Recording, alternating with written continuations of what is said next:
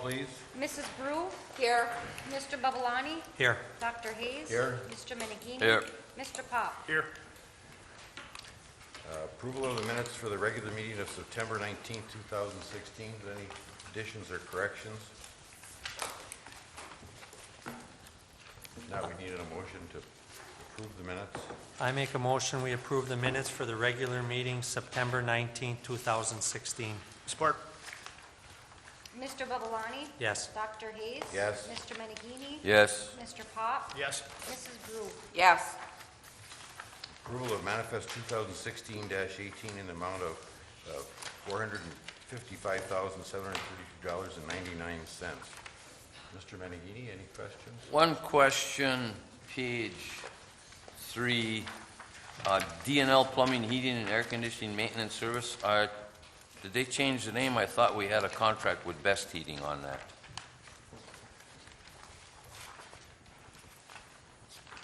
I'd have to check to see if they changed their name. I mean, I'm still calling them Best Heating. Well, yeah, we did have Best Heating, though, We had weren't they Best the ones? Heating, Okay, maybe it's just a misprint. No, it's DNL's from Iron Mountain.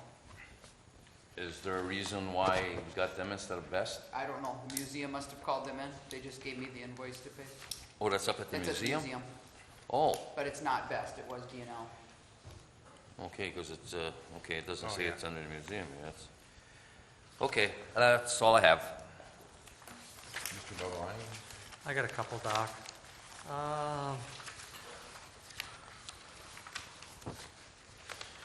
Page 2, Ray. Under the Public Works, fuel, we got a total of $656 in the Public Works, and in the wastewater, in the water side, we have, let's see here. We have 280. I think we still have a problem with fuel usage. Out of a 23-day month, that's $41 a day, and we're typically only running 2 to 3 gasoline trucks. So I think we still have a little problem with riding around. You might want to check the GPSs.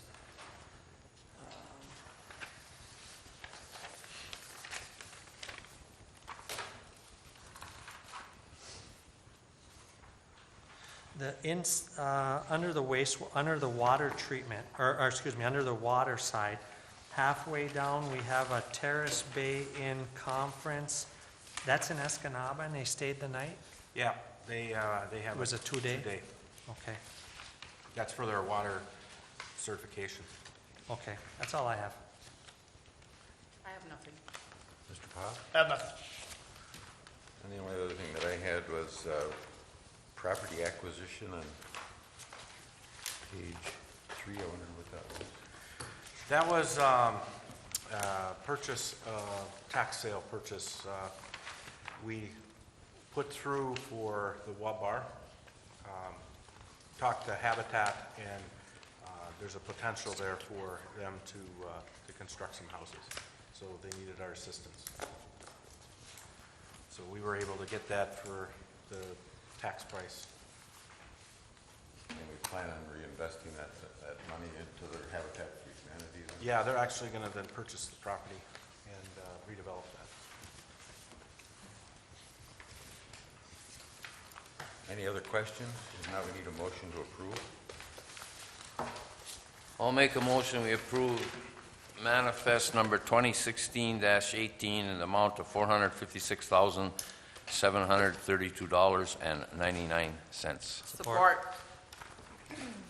Dr. Hayes? Yes. Mr. Menegini? Yes. Mr. Pop? Yes. Mrs. Brew? Yes. Mr. Babalani? Yes.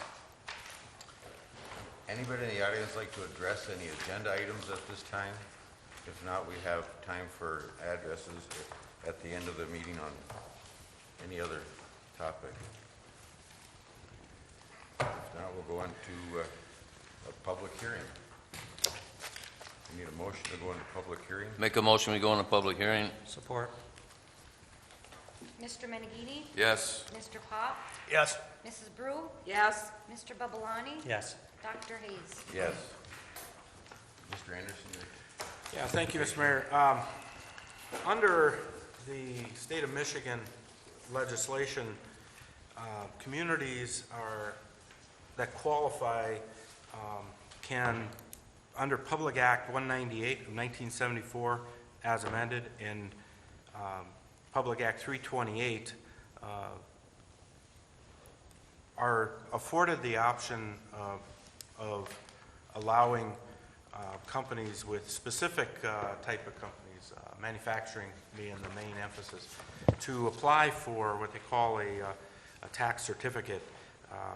Under this, under 198, they can apply for 50% abatement of any new construction that's being performed. And then under 328, it's 100% of the personal property. The maximum number of years under the real property is 12 years, and under personal property, it doesn't have a time frame. Personal property, what ends up happening is that your property depreciates to a level of no value, and so that's why they didn't put a year on it. We have in the past entertained and approved tax certificates for some of our industrial customers, and Milwaukee Broach, who's applying tonight, they actually moved to the community a number of years ago, and in the decision to move to the community, one of them was that they received one of these certificates. Now, the amount of tax that is collected under these certificates, it's in the DDA district, and so back in 1994, when the DDA was created, the tax level was set in the community, and the DDA collects the incremental increases since that time of tax within their district. These properties are in the DDA district, so the DDA would actually be either the beneficiary or the one that's not actually seeing this tax. So we originally went to the DDA.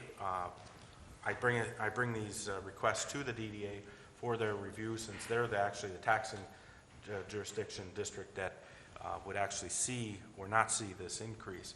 And they have, and together we have created, and I've included in your packet, a grading criteria by which we look at the projects, and we look at the projects based on the investment dollars and job creation, and there's a grading scale. The main reason we do this is because not all projects are created equal. Different levels of investment, different levels of job creation in the community. The main emphasis for the state in allowing and actually encouraging this type of tax abatement is to spur economic development. So Milwaukee Broach submitted an application to the city a few months ago. We went to the DDA, we discussed, evaluated it, and the DDA moved it forward to the City Council for consideration. If you notice that within the grading, it was actually a 6-year, not a 12-year, based on that calculation. The other part of this, and I handed this out, is the actual amounts of the tax. So what you see is under the 50% under the real tax, when we look at all taxing districts and we look at the amount of investment under real property, the total tax without the IFT that would be received would be just shy of $6,000, $5,968. With the IFT, with the 50% exemption, that would be $3,282.22. I believe, Mary, that is the actual abated amount. Is that correct? So that would be their benefit under the abated amount. Under the real property, or the personal property, they're estimating a $490,000 equipment purchase. Under the personal property, that comes to a tax of $14,720. Of course, that would be 100% exempt, which then their tax liability for 6 years would be zero on that amount. So it is required under the law under the legislation to have a public hearing. We did send letters to all the taxing jurisdictions, giving them notice of the public hearing. If we agree to move forward, we have to have the paperwork into the state Treasury by October 31st in order for it to qualify for the next year's tax. So I can entertain any specific questions that you might have on this request. I guess I have a couple, Ray. First, I would like to say I appreciate them doing business in the city of Norway, and they're an asset to our community. The concerns that I have is under a 6-year plan, the building property tax total is $19,693 for the 6-year plan. And the personal property tax calculates out to $88,321.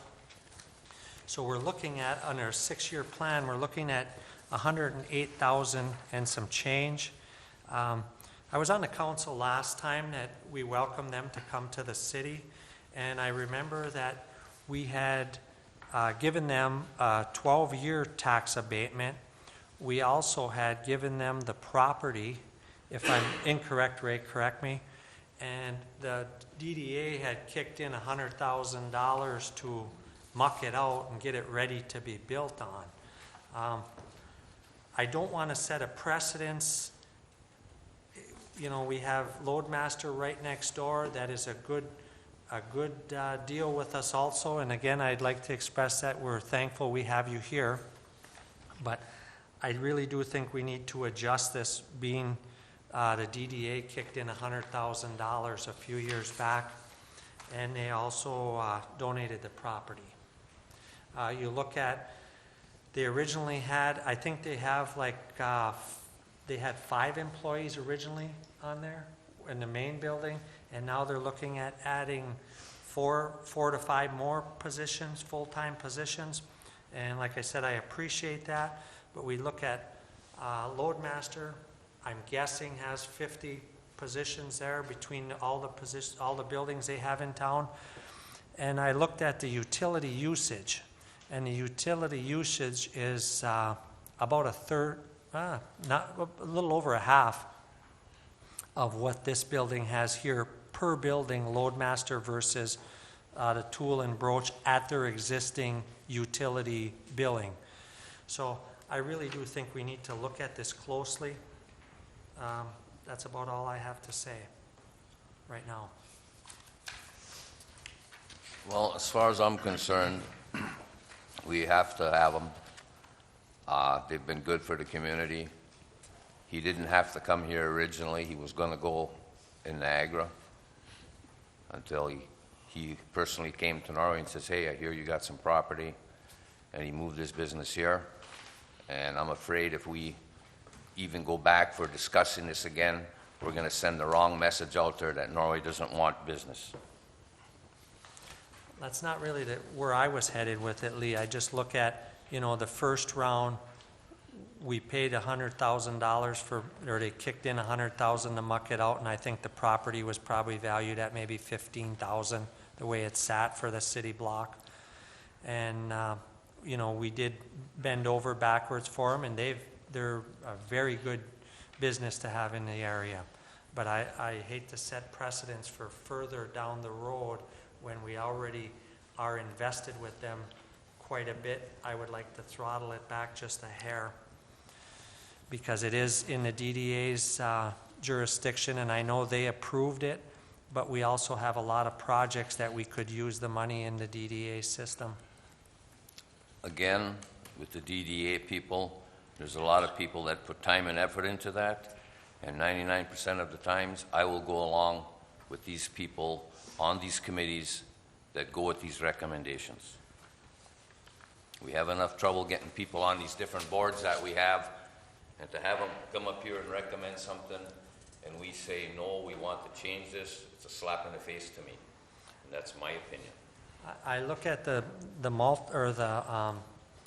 total that they have over at Loadmaster, and I had Mary do some investigating for me today, and he had a $300,000 tax abatement. What was that, for 12 years, Mary? 10 or 12? I think that one was 10. 10 years. And with that $100,000 deal, we're probably 1.5 times that 300,000 for a lot less employees. But I don't want to send them the wrong message, because we are happy that they are here. But the precedents, I think we got to watch. I don't feel it's a precedence. I wasn't on the council then. Are the numbers right? Did we give the land, and did it cost us $100,000? Yeah, we, at that time, I'm gonna go back to when Mike came, Mr. DeBaker came to town, he was all set to move to Niagara. Niagara had a 5-acre, well, they have their industrial area, which was completely built out through, I guess how Wisconsin handles, you know, some of their EDA monies. They actually built out the parks and then, you know, tried to get the companies to come in, whereas in Michigan, you had to have a job or you had to have an actual project, and then they would put in the money. So what happens is these businesses want to come and they want to build. Well, they're not going to wait around for us to fix up the property for them. So Mr. DeBaker was all set to go over to Niagara. They had the 5-acre parcel. They had all the utilities all set to go. So basically, all they had to do was start building. And he knew that, you know, when we talked about that parcel, that we had to actually dig out about 18 feet of muck, you know, to get it, because it's a broach. So he had to have, you know, all good sand underneath it. And so that's when we met with the DDA, and they agreed to move forward to have him here. They agreed to do that work. We can't give the property, but we sold it for $1. So, you know, that's typically what we have to do in those situations. But yeah, they did invest, and that also included utility. There was some utility upgrades that needed to be right at that spot in order for it to be like kind with what he was competing with in Niagara. So that was how that came about. Yeah. Wasn't the number a little bit higher for employees that he was supposed to have? Well, under the original project, he had 10 to 15, and he did meet that for a period of time. But he had 2 shifts running, and he had some other things. He's been scaled back, you know, since then. So I'm not quite sure if 5, I mean...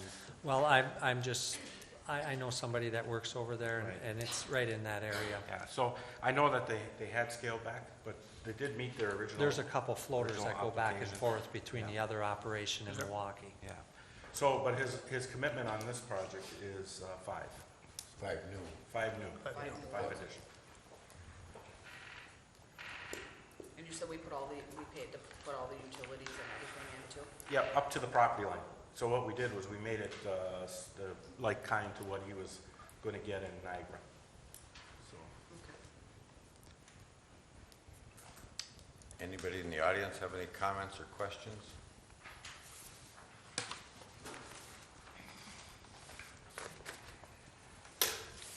Jean Bradford, 2465 Travis Farm Road, and my comment was, one of the council meetings I was at, somebody wanted reduction in property tax. It was the Norway Inn. We all agreed to it. And several months later, it's bankrupt. The local property tax, we pay our property tax. We don't get a break. If that company came to Norway for their business, I'm sure they did a lot of research before they moved their company here. I'm sure it's a company it's going to stay in business, so therefore it's profitable, and they agreed to the tax to begin with, and now that they're doing an addition, it shows they're profitable, and I do not feel that they should be given a tax break. That's my opinion. Thank you. Thank you. Anybody else in the audience have any questions or comments? Yeah, I'd like to make one with my DDA, I guess, because I'm probably the only one here that's on the DDA board. You know, our goal and objective is to try to do 2 things. One is to use the monies that we collect when we can to improve infrastructure in the downtown development area. We've been the match money for grants that have put in water and sewer, things like that. The other goal we have is to try to do what we can to promote and sustain economic development or the economy in Norway. And as we all know, where we're located, you know, in this area with Iron Mountain and Kingsford or Niagara right next to us, it's not that easy to attract businesses here. And any business that comes to Norway and we can enhance and entice to come to Norway, that is one of our goals. And so working with businesses when they expand or new businesses when they come, to do what we can to assist them is one of our major goals. That's why we put the $100,000 in fixing that property.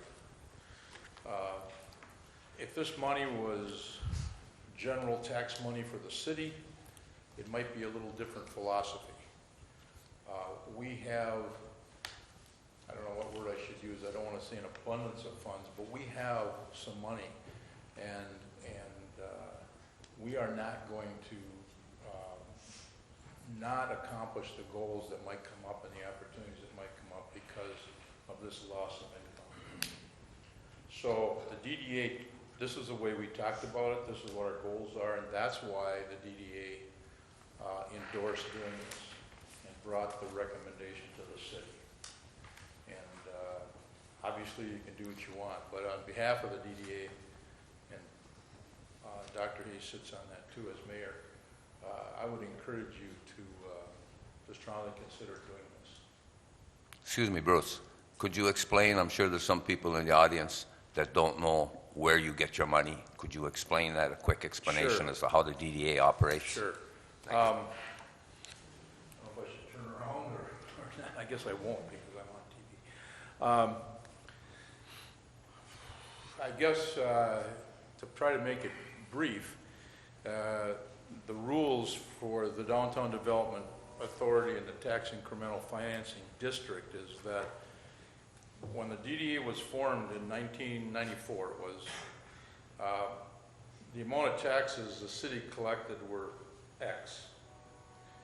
And when we formed the Downtown Development Authority, or excuse me, the Downtown Development District boundaries, any increases in taxes inside those boundaries increases the DDA captured. The DDA gets that.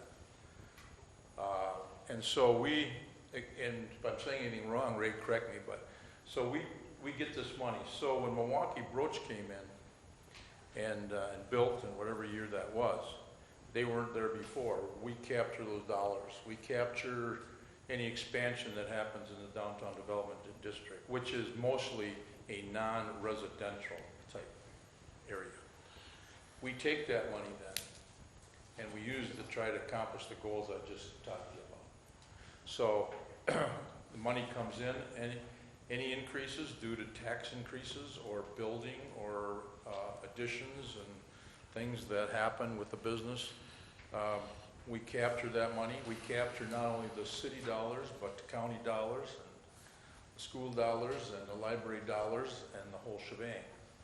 And the purpose then is to recycle that money back into improvements that hopefully continue doing that by rebuilding infrastructure and assisting businesses when they come in if we can. That's the purpose. And the DDA has done a lot that perhaps the city would have had a hard time doing with the budgets you have. Some of the match money that we've come up with on some of these projects, you may have struggled with to find where that would come from.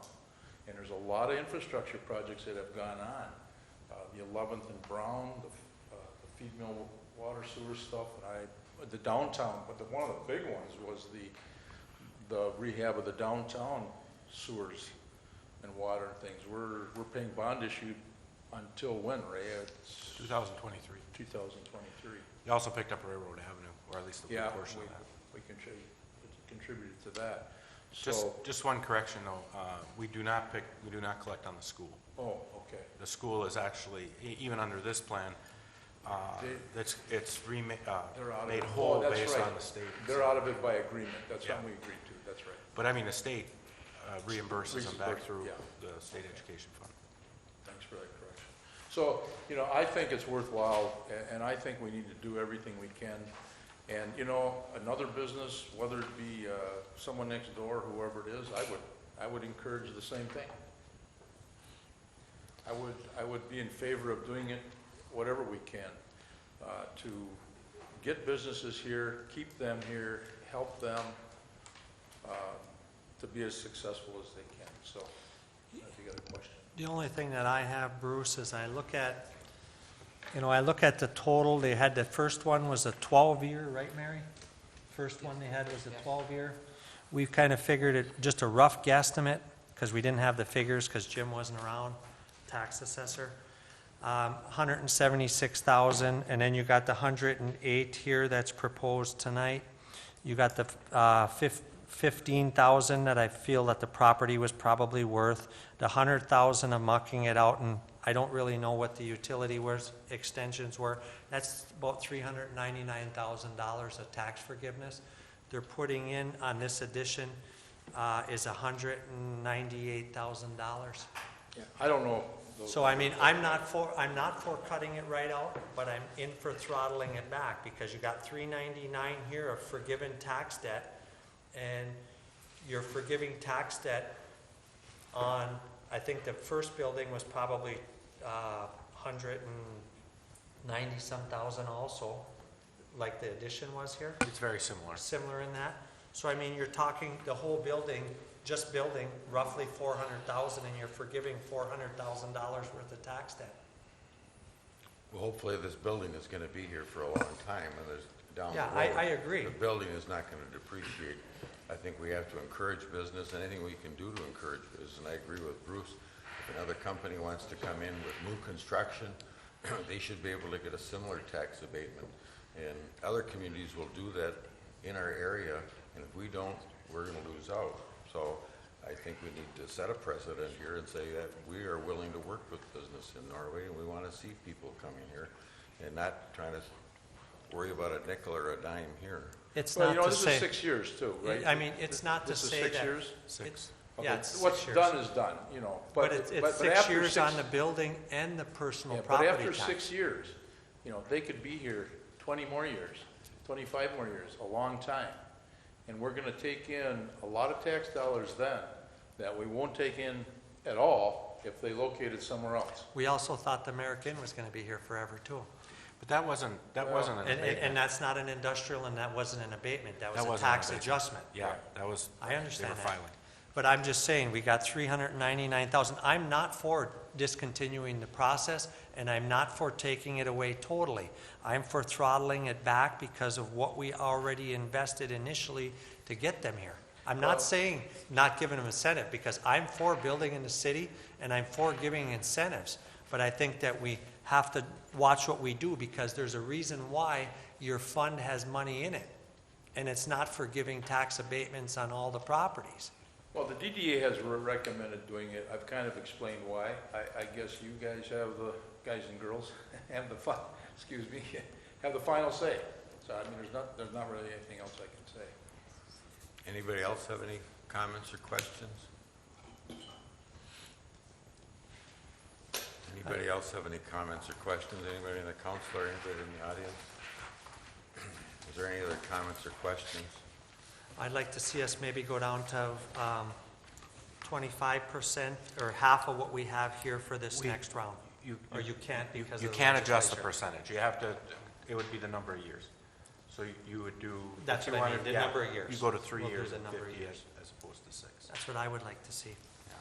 Then you're still getting an incentive because we appreciate them being here. Well, I'm not sure where you come up with this, but does anybody else have any comments or questions? Anybody else have any comments or questions? Third time, anybody else have any comments or questions? We need to go back into open session. Is there a motion? Make a motion, we go back to open session. Support. Mr. Pop? Yes. Mrs. Brew? Yes. Mr. Babalani? Yes. Dr. Hayes? Yes. Mr. Menegini? Yes. Next on the agenda is Resolution 2016-18 in recognition of Charles Chuck Anderson for his 23 years in the fire department. He's looking to get a 25-year certificate for his 23 years. I think we all recognize this, and unless anybody has any objections, I think we should make a motion. Just one little comment here. Actually, it was 23 years ago that Chuck joined, and he was my replacement because that's when I retired from the fire department. And since then, he's done a hell of a job for the fire department. He was very instrumental in getting us the money for the new truck, not the ladder truck, the one previous to that. And he's also been on the rescue squad for years. And he's done a fantastic job, and to me, this is pretty much a no-brainer. I'd like to also state that I appreciate his years of service, and I'm also with Lee. I think he did an outstanding job. Any other comments, or we need a motion to pass resolution 2016-8? I would like to make Resolution 2016-18 be approved, and that Mr. Anderson also be approved for his 25-year longevity bonus. Support. Mrs. Brew, Yes. Mr. Babalani? Yes. Dr. Hayes? Yes. Mr. Menegini? Yes. Mr. Pop? Yes. Number 8, Resolution 2016-19, application for real estate property tax relief for an industrial facilities exemptions. I'll make a motion we approve Resolution 2016-19. Support. Mr. Babalani? No. Dr. Hayes? Yes. Mr. Menegini? Yes. Mr. Pop? No. Mrs. Brew? Yes. Next on the agenda is Resolution 2016-20, certification for personal property tax relief under Public Act 328 and under Public Act 198. Any comments or questions, or we need to make a motion we approve Resolution 2016-20? Support. Dr. Hayes? Yes. Mr. Menegini? Yes. Mr. Pop? Yes. Mrs. Brew? Yes. Mr. Babalani? No. Number 10, approval of Sturgeon Falls Hydro Security Camera System. Mr. Anderson. All right, if you remember, last number of meetings, we've been going through discussion on our security cameras, and at the last meeting, council requested that we come back with just the proposal for the hydro security system. What I did on this one is I took the portions of the networking and the cameras and put them together under one project, because that's how we'd end up working this.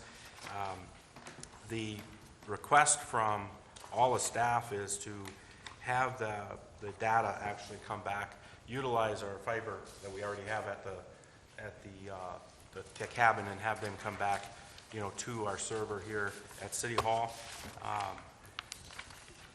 It's actually, because we already have the server, if we put the system, we would have to put another computer system into the cabin. So it's actually makes more sense and cheaper to have it to build it into our existing network. So the price to do that for the 2 cameras and the system is $2,235.20. I can entertain any specific questions. Question. You just mentioned part of it. This will not have any of the server equipment after hydro, which is preferred by all staff, including the electrical department. Is that including your working supervisors or Yeah. working foremen? This Yeah. is okay. Yeah. They just don't want the equipment down there. How much more would it cost? Do we have any idea to go with the server? Well, I didn't have an actual price from the proposal, but, Chris is here. I don't know if you have any idea, but, because you would be adding, not only the computer, but you'd be adding a new computer system down there. Yeah, the only servers are probably looking at another $2,000, which I would highly recommend against doing. When we built out our server system downstairs, we do backups on it. We have off-site for protection and redundancy, but it also has capacity and, to handle the data. We're going to be overwriting this data as well, so it's, if nothing happens, you don't need to save it. It's just, we have about a 2 week, I believe we have about a 2 week window that we're talking about in order to, if we had to save it, that's probably what we'd be doing. But we could actually do more if we had to. So this would be just putting the cameras at the hydro and having a server here, Well, yes, and that would be the price. And we have the server, it's just a matter of setting it up, Hooking it up. hooking it up, setting it up to receive, and then be able to come call into that server to pull that data when needed. So we already have the server here. Yes, yeah. And this is a FERC requirement? This is a FERC requirement, yeah. It's part of our they call it a DSSMR maintenance report every year, security report, so it was on their annual inspection. And all these prices here were compared to the other These bids? are all the bid prices, yes, because that's how we set this up, so we could pull out those components. When we tabled this, didn't we talk about that we were gonna get bids, go back out and get new bids? No, as far as the motion was to come back with the price based on what we had in that proposal. And they could be broke down and you could pick that out, right? Right, The way Yeah. it was broken down. yes. I guess I'm for the project. I think that we do need the cameras, and it's a FERC requirement. The only problem that I have is about halfway down, I compared all the prices this time versus the prices last time. Every price is the same until you get down to midway down, right above where it says Marion Park. It says pull cable, install and mount cameras to pole, aim, setup, motion, control. They had quantity of 6, and it was, or 6 hours, $80 per unit, $480 on this one. And, or no, excuse me, that was the old one. The first one was $480, and this one is $640. It's 2 hours more and the same amount of labor. I had went over it with Mary, and we itemized everything here, and everything else is the same, but there's 2 hours extra on that one expense, and it doesn't look like there's anything extra was added to the duties. That's correct, because when I did the bid for labor on the entire project, they split the cost of my bucket truck rental with the cost of the entire project. And since we're only doing one site, I have to compensate for that bucket truck for this site. Okay, yeah, it wasn't listed in that pricing. It would be easy to add other cameras. I know the DDA has made it clear that they want a camera down at the Pocket Park before they put out that statue. I guess I don't understand the controversy at all here, but would it be easy to... With the way this is set up is we are setting up a centralized camera system that we can add additional cameras to. So we can, with this setup, with the labels going into this, we'll be able to add more cameras to the server downstairs. It's not going to include any extra networking that was quoted, but we have basically the server ready to go for additional cameras. Personally, you brought up the statue. I think that needs to be talked about heavily, because I think it's going to draw vandalism. I know that's not what we're talking about now, but I think Ray needs to know that needs to be talked about. Well, they've got the statue, and sitting in the city hall isn't going to do the community much good. I think it'd rather be out there with a camera on it. When this statue came about, did they think that there was gonna be cameras on it? I can't tell you that. I don't know, Bruce, So why all of a sudden we gotta put a We camera talked on it? about the security issue and the whole concept of that pocket park, particularly the statue. It was discussed, and we didn't investigate it in particular, but we talked. So you were just hoping that the city was gonna put up cameras? Pardon? If they were just hoping that the city was gonna put up cameras? No, we didn't, at the time, and this goes back a while, we were talking about, we've been working on that pocket park thing for a couple of years. I think they anticipated paying for the cameras. We talked Maybe you had about said that. we thought, certainly was gonna be a need, you know. Chief Schaefer was really the one that brought it up when he saw the statue. And as we were doing our site survey for cameras, he had major concerns about the pocket park and the statue, and he was going to have, the DDA has a meeting next week, and I took and worked with Chris, and we have a proposal for them as well. You know, if they want to move forward with the cameras, we're going to have a price for them. Okay.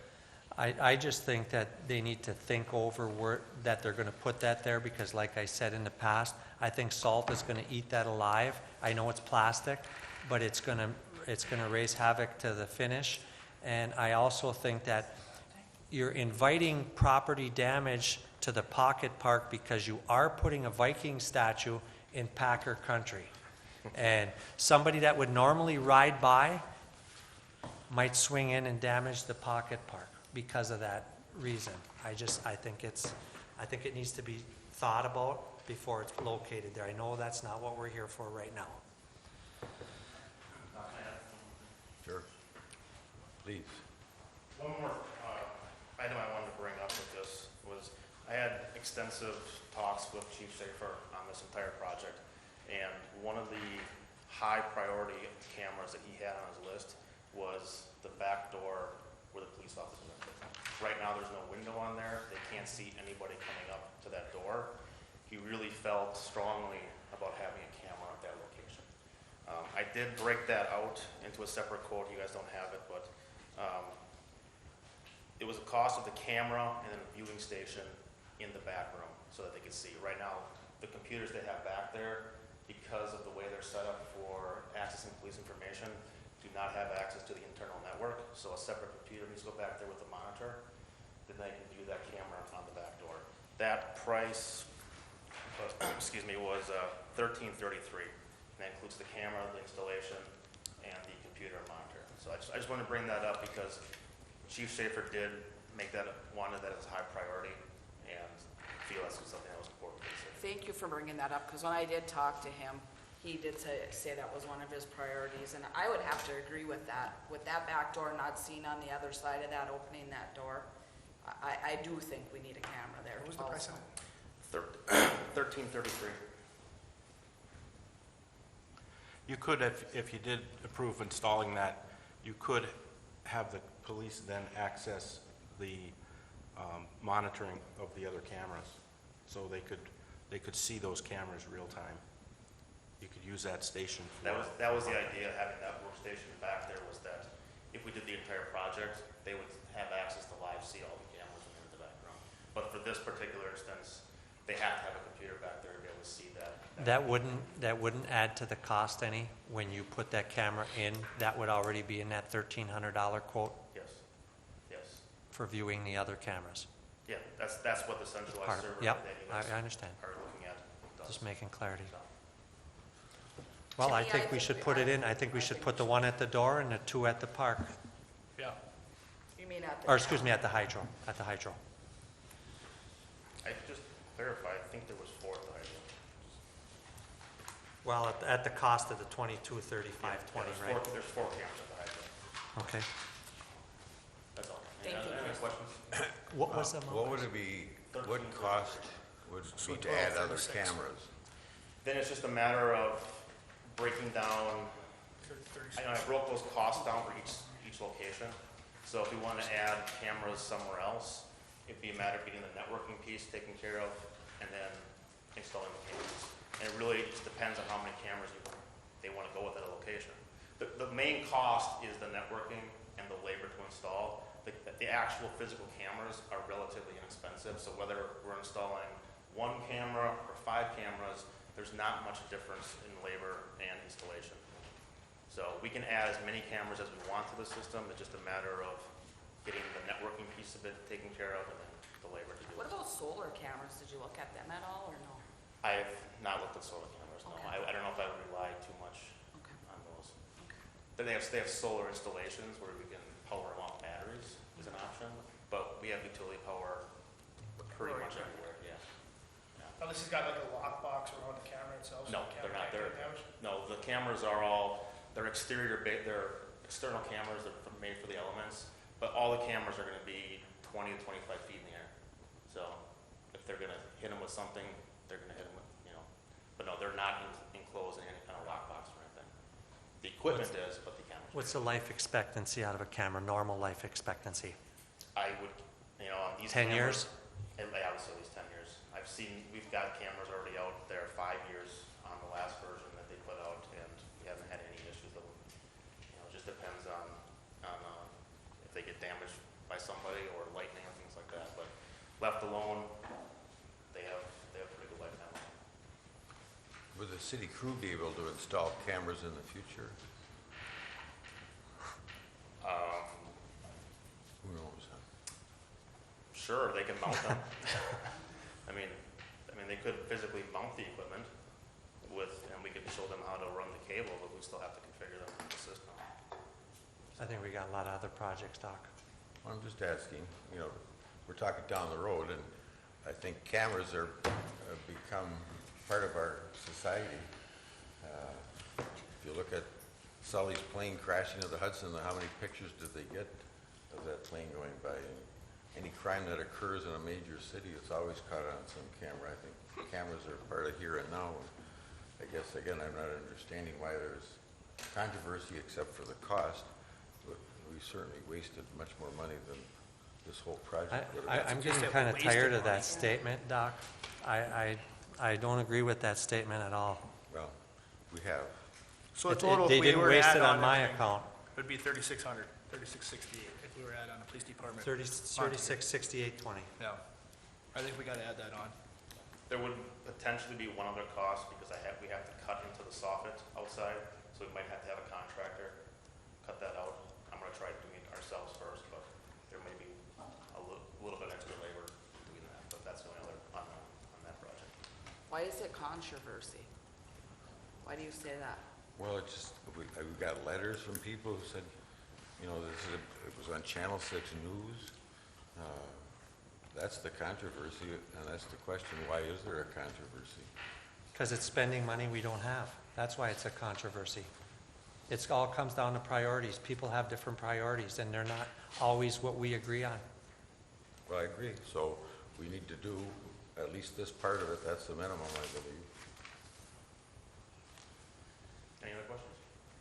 No? No, thank you. Thanks, Chris. Thanks, Chris.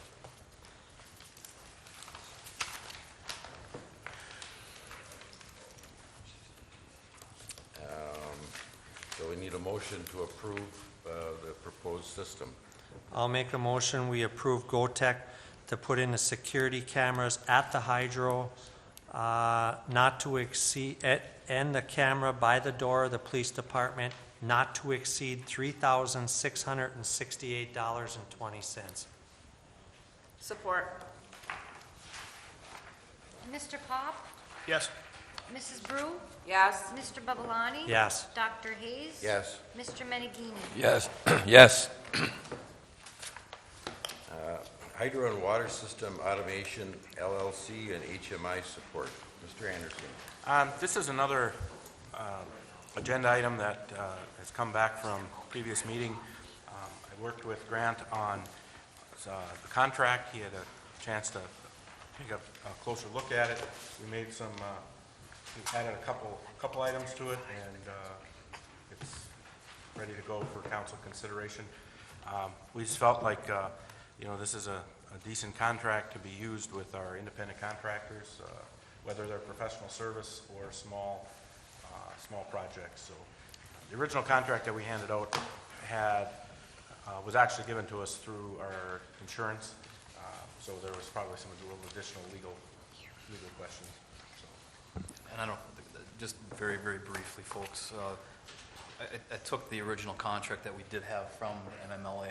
It was a very good template to start off with, and just added some additional protections for the city, some additional requirements for our independent contractors, defined what an independent contractor was, made sure to clarify that they were at-will employees, not city employees in any fashion, indemnification languages, certain insurance requirements, and really just kind of bolstered up a little bit some of the protections for the city of Norway and clarified a few issues. But we used that contract that Ray had and just bolstered it up a bit and just clarified a few things just to make sure that maybe it was just a little clearer. But I think it's a good contract at this point, and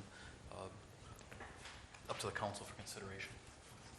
Going with Mr. Fairchild there, Ray, this could be a potential savings of how much? Well, I'm estimating, depending on how much he's used, We have an annual $30,000 contract with LNS. I would say at least $5,000 a year. Possibly I'd say that's a minimum. savings of that I'd say minimum? that's a Good, minimum. okay. Yeah, and part of that will be that we're finding, actually, even into the second year of the agreement, the first year, we spent the $30,000, and a lot of that was, you know, getting LNS getting up to speed with that inductive software. We knew that, remember, that was part of the conversation we had. But we're finding that we're actually we're not needing them as much, especially not on site, when we have Jesse able to go down and do this work. And so I don't think we're gonna come close to the 30 anyway. If they came on site, yeah, I'd say we're probably looking at, with the travel and the extra expense, you know, getting up there. So it could be more than the 5,000. Seems like when I discussed it with a couple people at the hydro, it seems like they have a niche for some of that equipment that the other company doesn't have. Yeah, and Jesse has really picked up on it, and he's done a nice job. And he's gotten, biggest thing is he's gotten the confidence of both our electric department and our water department. So we're happy to be able to call him. Any other questions, or we need a motion? I make a motion, we approve the FDS electric contract not to exceed $7,000 per year at time and material cost. Support. Mrs. Brew? Yes. Mr. Babalani? Yes. Dr. Hayes? Yes. Mr. Menegini? Yes. Mr. Pop? Yes. Approval Oak Crest Golf Club sign, license agreement. Would you like to make some comments?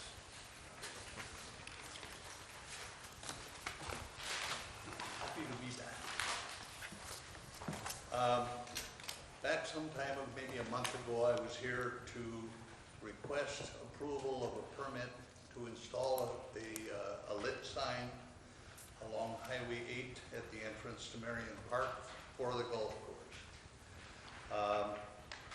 At that time, it was tabled.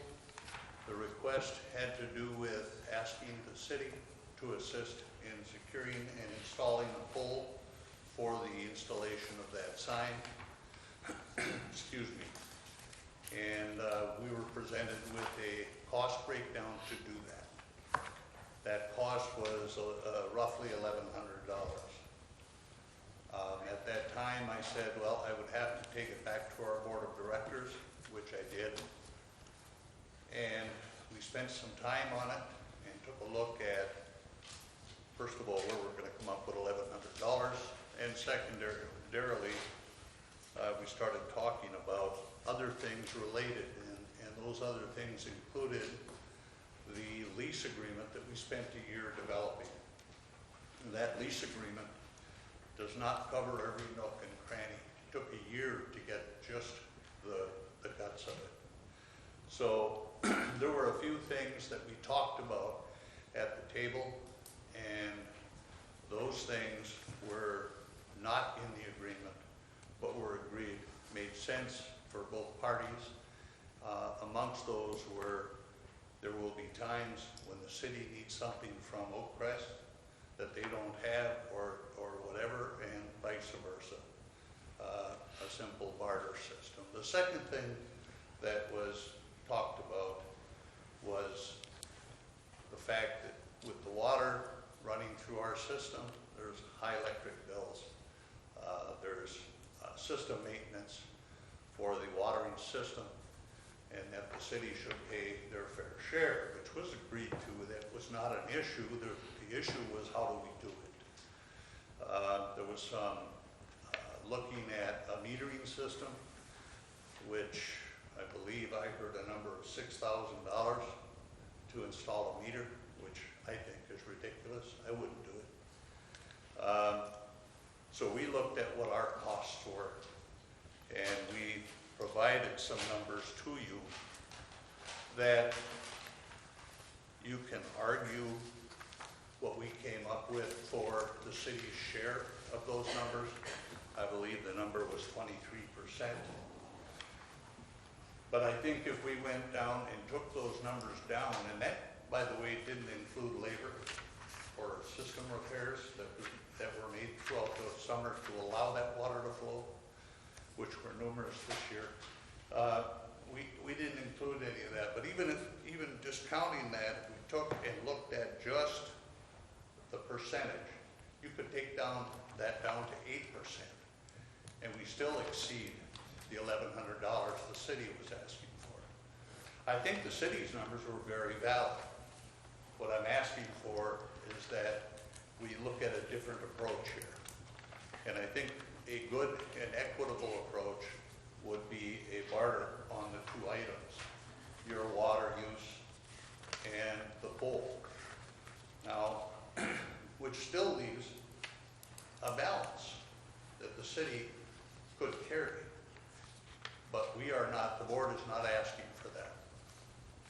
What I would like to see, though, is for the city and ourselves in a committee level, maybe a couple people from each, sit down and work out over the course of the winter an equitable solution where you don't have to provide a meter, but that we can come up with a way to come up with a real number as closely as we can come up with to pay for the water usage and electric usage.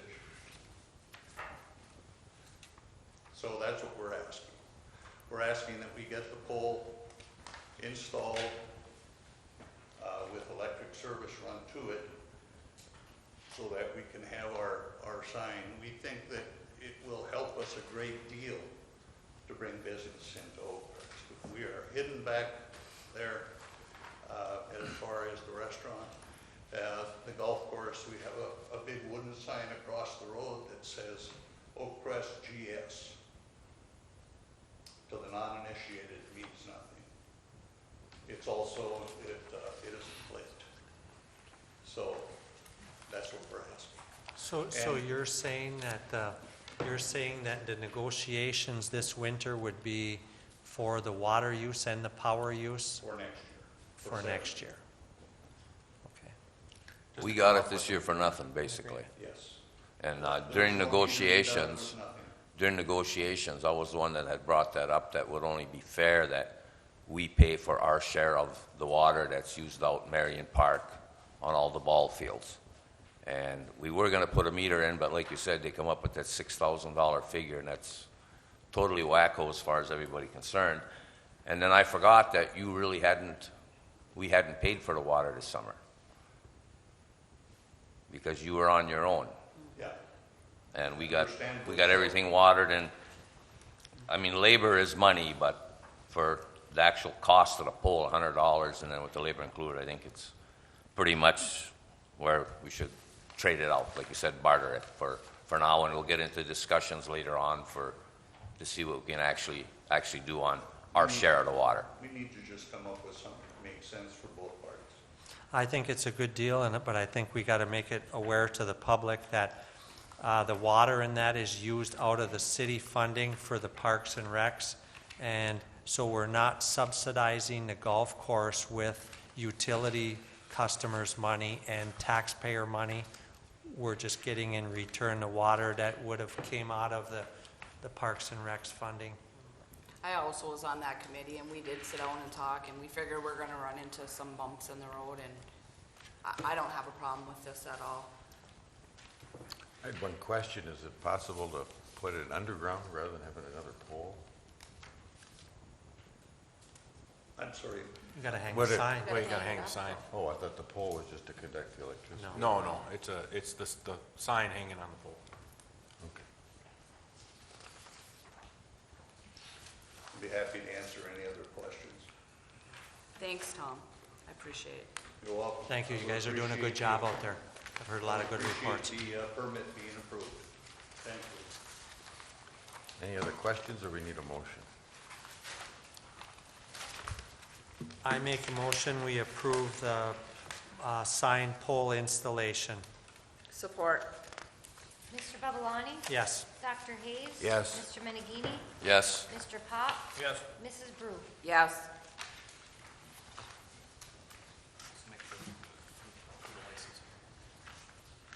What's that?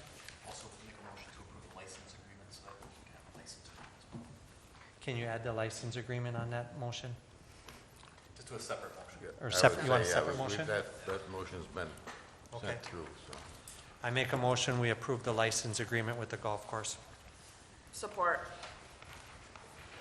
Dr. Hayes. Yes. Mr. Menegini. Yes. Mr. Pop. Yes. Mrs. Brew. Yes. Mr. Babalani. Yes. Number 13, approval of MetLife plan documents. Mr. Anderson? Thank you, Mr. Mayor. This next item is something that, through our collective bargaining agreements, the new hires in the city have been moving towards, or we've been moving them towards defined contribution retirement programs. And actually, MetLife has been a part of the city since pre-1994 at least, 92, 94. Employees had brought MetLife into the city at that time to have their own 457 plans. A 457 is just the public version of a 401k. We had a question come up this past year from an employee, and we started looking at our plan documents, which we're all required to have certified plan documents from the council approval and from the city. And we noticed that the plan documents were actually run under the ICMARC system, which is something that was brought here in, I believe, 97 or 96 with one of the managers. And those documents are actually old. We contacted MetLife and asked them to put together or get some standard plan documents. Mary and I worked closely with them to put in the bargained language that we had, meeting the city's needs. And then we did have an opportunity to get this to Grant to take a look at. But I'll tell you, the majority of this document, if not 98 to 99% of it, is really federally approved required language. So it's pretty extensive. But it is required that we put together and get council approved that we have this set of plan documents for our program. Grant, do you have anything? You had like I said, we talked earlier about getting a chance to review this. Yeah, Ray, I don't have a whole lot to add. I mean, I reflecting and reiterating what Ray mentioned, you know, this was provided to me. I read through it. This was a little bit of nighttime reading.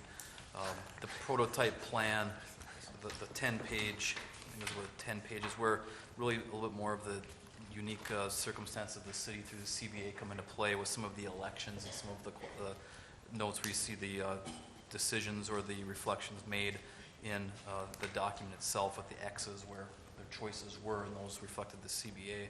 I did talk with Ray about a few of the questions I had, just more questions for clarification than anything else.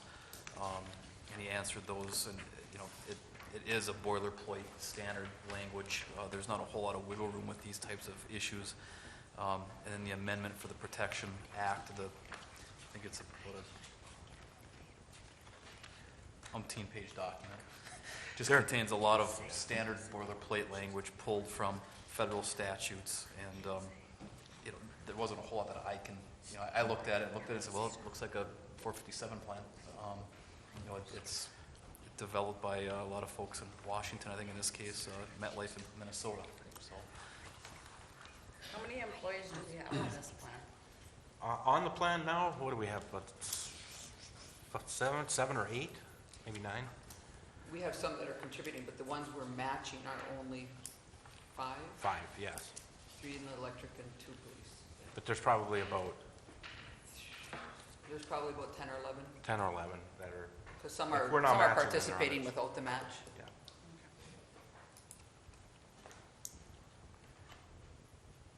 Any other questions?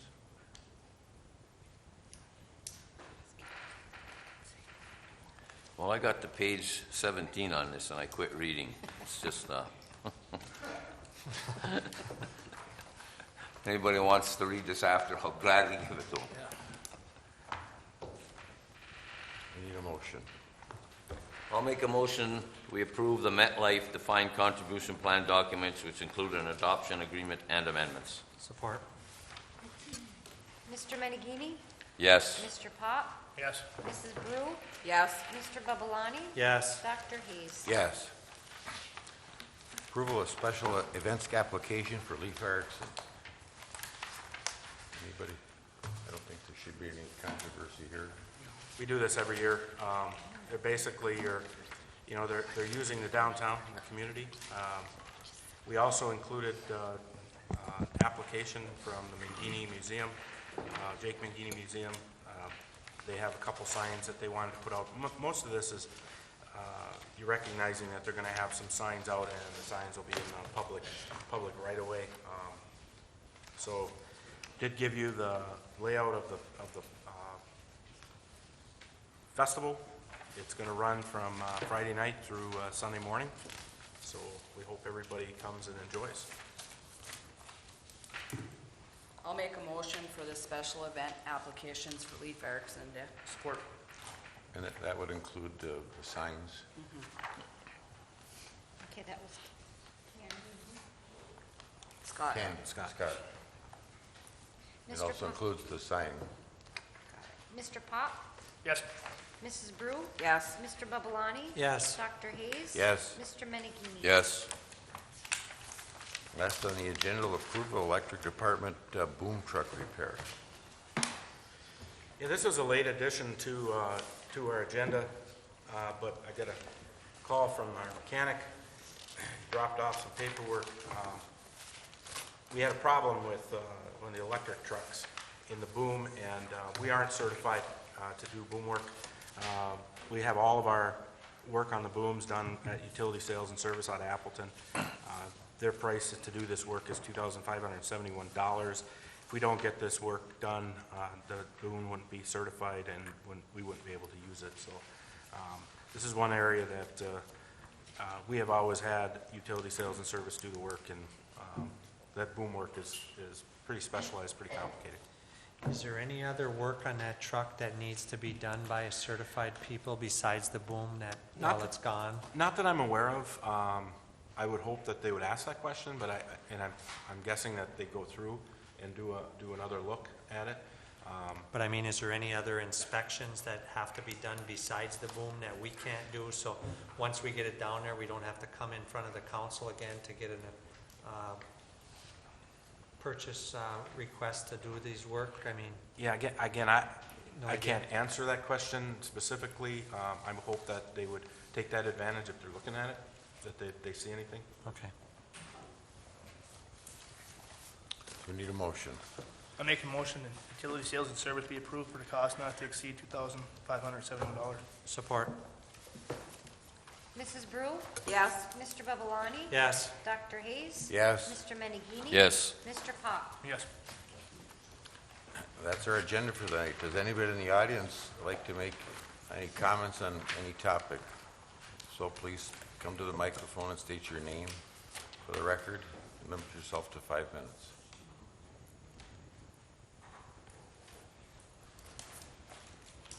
Once again, Jean Bradford, 2465 Travis Farm Road, Norway, Michigan. In regards to the tax reduction for Broach, was that a yes or a no? It was a yes, 3 to 2. It was yes? Okay. The next question, when is the road repair going to start? The resurfacing, it was supposed to be October.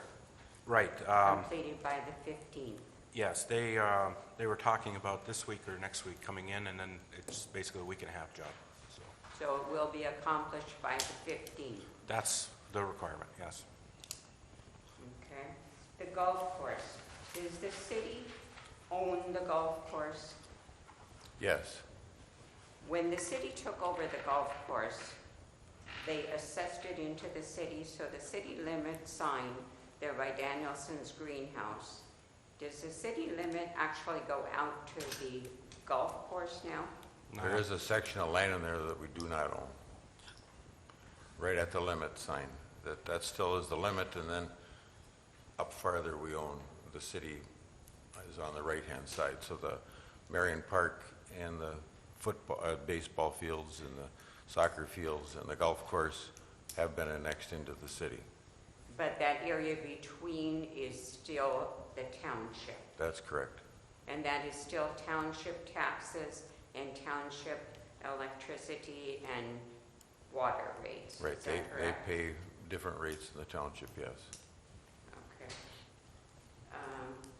And how much, our manifest was $500,000.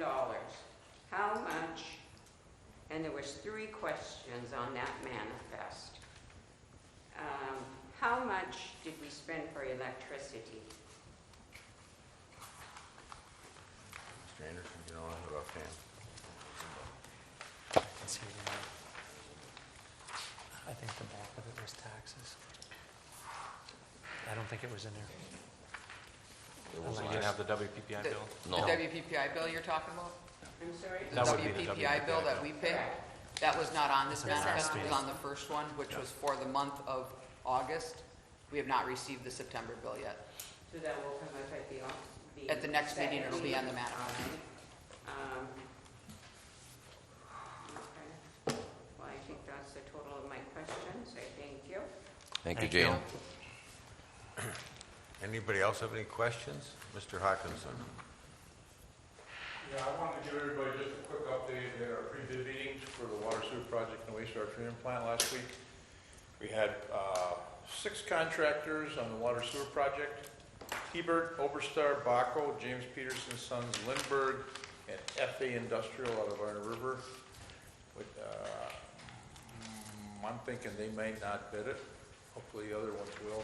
Pre-bid meetings are not mandatory. They cannot be mandatory per RD policy. So I don't really know who else has plans, but those are the ones you typically would expect to see. I was a little disappointed on the wastewater treatment plant side. We only had 3 contractors there. FA Industrial from Iron River, who I think is going to take a hard look at that one. Gunlock Champion, who you all recognize that name. And August Winter, out of down in the Green Bay area. August Winter was the one that got the contract to put that blower in when we had that funded with WPPI, that little project. Project went okay? Yes. Their project at that time? Pretty small project, but yeah, it went okay. So we don't know who's gonna actually bid it, but I just wanted to let you know how the pre-bid meetings went. We are gonna have an addendum out for both those contracts to have the minutes in it and a few other things that came up, but to clarify. We're still on target to take bids October 19th.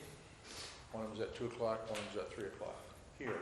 So if anybody's interested in being here for the bid, all we're gonna do is receive bids, look at numbers. And if the projects, either one or both, are on budget and we don't have any issues to think about with the low bidder, the best case scenario was you could have a recommendation from me, from Eden Hunt, to award contracts at your November 7th, is it? Whatever that first meeting date is in November. No, well, 7. yeah, that's all I can tell you until we see the numbers. So, questions? Okay, thanks. Any other comments or questions in the audience? Council, any comment? Mr. Pop? Mr. Anderson, the money that was donated back to the city for the sesquicentennial or whatever, where did that money go? Well, that money is going back to the electric department unless the council directs it elsewhere. So that was something that we had to discuss as a group as to what your pleasure would be. Same as the cutting that was done down at the hydro, it's $89,000. Again, that at one time we had designated all those timber cuts to go to the Parks and Recreation program. But again, of course, that's council directive as to where to put that. I would just like to, you know, and that, when you're saying to the council to decide on something, I'd like to see some kind of percentage of that money go into the group that organized the fund, or not organized the 125. They didn't make any money for what they're trying to raise it for. It'd be nice to see them, you know, us donate some kind of money back to them. We don't have to, but it'd show the appreciation for the job that they did do out there. That's all I have. I have nothing. Mr. Babalani? I have a couple. I'd like to say the project over on Lake Street, over by Miss Varda's house is looking really well. I think we're gonna solve a lot of problems over there. Hats off to everybody that was involved, that saved the cable TV fund, $8,000 by doing the trimming that was originally gonna be farmed out. I'd like to see a little more patching. We're coming into the end of the year here. Get a little bit more patching out there. There are still several holes here. DPW report on what they've been working on. The last one we seen was July. We missed August, and I'm hoping that next month, or the next meeting we have, we'll see August and September. I would like to see us go into closed session to discuss manager evaluation process that we'd like to see put into place per manager's contract. That's all I got. Mr. Menninger. Excuse me, coming down with a dandy here. At the last meeting, when we took the low bid for the CSO roof, we had asked, the high bidder had given a 15-year warranty, and the low bidder hadn't mentioned anything about a warranty, so we said we went along with the low bidder, but we wanted that 15-year warranty, material warranty, and 5-year labor warranty. Did that ever happen, Ray? Yes, he gave us 15 and 10. 15 and 10, oh, okay, that's great. Number two, everybody don't forget the Leif Erikson Festival coming up this weekend. Weather-wise, not supposed to rain, going to be mid-50s, so it should be okay for that. And then last council meeting, I had a little upside note, and I got another one here today. The paper, Norway company at Soldier Field. Beck's G2 turf planer deals with the drainage. They had to come all the way up here to get Mr. Beck's planer, which is a very expensive piece of equipment. According to the article, there's only 13 in the country, and he's the only one north of the Mason-Dixon line. So I figured it was good to get in the paper on the upside, you know. And the Lions played at Soldier Field this last week, and I got to talk to John. I think that's why we lost. That's all I have. I was wondering how the hydro is going, or the repairs. Yep, they're scheduled to mobilize on the 10th and to put Unit 3 back together. So that's moving forward. Once we're done with that, we'll have to evaluate the water, but we're going to try and pop the lids and see what's happening with Unit 1. We hope we're taking advantage of at least some of this high water. Yeah, we haven't been spilling any water, so we've been fortunate in that. Our next bill should be down a bit because of the good water. The new squad car, you know where we're at with that? The last I heard, they were finishing up the radios and the striping, and then we should have it. So I don't know the timing. I was wondering where we came for a final conclusion on the road project. Is that all set then, or do we need any further discussion on that? Well, road project? Where we're I starting don't and have stopping the and- extra cost yet. I haven't had a chance to really stay on them about the engineer, about getting those costs in. But we're set to go with the project that we approved, you know, so I don't know if council would like to do something different. Well, I just wondered about, you know, One of the areas that we were gonna see, from a cost standpoint was to add some shoulder, add some width to, 16th and 14th, to allow for a little more room. Because people do walk along that area. So I didn't get those costs yet. do we need any kind of council action to? We would need a council action to increase the award on the project, so, But we don't have any more meetings before the project. then. we will not. I would have to probably put together a special meeting for that. Ray, we had talked about the patch that was over by Kaiser Johnson where the water line broke. It's a good size area, and the one on Saginaw, the new road, was that incorporated into this deal? I didn't- repairing those areas? I didn't that get were- the pricing on those. Okay. It's not in that. One thing you can do is, it was brought up about October 15th.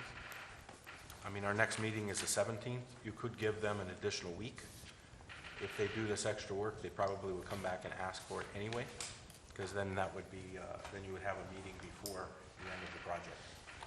If those patches are not over the $5,000, do we need to have a meeting? Because Yes. those are repairs that were in the streets that, you know, are newer streets. Yes, you should have that approved by the contractor, or by the council should approve increasing the contractor's amount. Okay. So I would recommend adding 1 week, because that's gonna add, they're gonna be tight on the 15th, especially with, they don't show up till next week. They're gonna be tight on that week.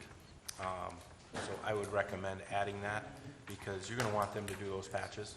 Yeah, they're extensive patches, They're and I think extensive patches. they They're should gonna be do done the right. contract work first, and that would give you time to evaluate and on those extra shoulders. You and I talked about possibly adding the hill on the end of Fernie Lane or... Yeah, From I the didn't get a road. chance to walk with them on that, but I think you're gonna run out of room in the contract. I don't think you're gonna have enough time to add anything more. I think you'll be able to add the patches, and I think you'll be able to add a little extra width on 16, but I don't think you're gonna have any more room. You'll run out of money on the... Yeah. on the- Yeah, unless you want to appropriate more. Do you have any other comments then? Do we need a motion to, are you recommending that we extend the contract by... I recommend by 1 week, yes. Anybody else in the council have any comments or any concerns about extending the contract by 1 week? I would like to see the repairs separated from the extensions on the widths of the road. We'll have those in line item form. Okay. Or do we need a motion then to, well, it's kind of hard to approve something you don't know what it is. Are you just adding the extension? Extension. I make a motion, we extend the road project 1 week. Support. Mr. Babalani? Yes. Dr. Hayes? Yes. Mr. Menegini? Yes. Mr. Pop? Yes. Mrs. Brew? Yes. Mr. Anderson, any other I have comments? Mr. Carlson, any comments? Council's heard from me enough for tonight. Need a motion to adjourn? I make a motion, we go into closed session, we adjourn and go into closed session and discuss an evaluation process. I'd like to delay that till the next meeting. Support. Because one of the problems is it's not on the agenda. So if you, to go into closed session to do an evaluation isn't on the agenda. You would have had to amend the agenda at Right. the beginning of the meeting. Right. I thought we talked about that before, and Mr. Anderson said he would rather talk about it in closed session. So I agree. whatever's legal.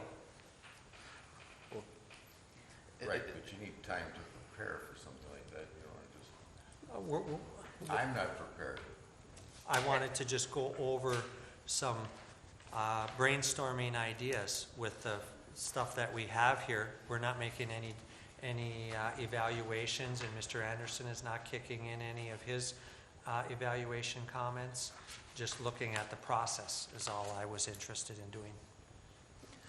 And I understood. You had brought up before we started talking about, hey, as far as the annual review that's in Mr. Anderson's contract, which the council's looking at doing, and it's in the contract to do so anyway. But as far as going into having something like that to go into closed session, I think it has to be in the agenda. And Do you want to just suggest having 2 council members meet with me and we can go through it? I think that's appropriate as well. I think on the next, it makes sense to put it on the next agenda to look at that and go into closed session for the annual review. Okay, I'm okay with it. I got a different approach when we first talked about it before the meeting. That's why I suggested it. I just said, hey, you got to do a motion to amend. the You would have agenda. had to amend them. Okay, okay. I'm okay with that. Do we need a motion? No, it was supported. I think it has to The be motion's- withdrawn. I withdraw the motion. Why don't you guys just come up with a couple people and I'll Okay. meet with them, and then we can get together at the next meeting.